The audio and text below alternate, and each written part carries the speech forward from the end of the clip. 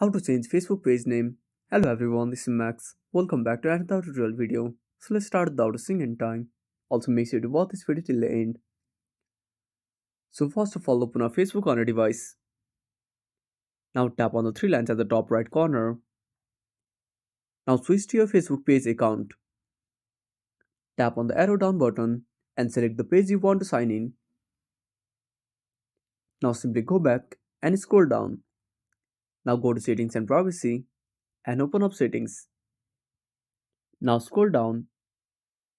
Now under audience and visibility, simply tap on page setup. Now tap on name. Again tap on the name box and type the name. Now tap on review. Now tap on review change. Now enter your phone screen. Now enter your Facebook password and click on save changes. And that's it. Thanks for watching. Make sure to subscribe our channel and hit the bell icon.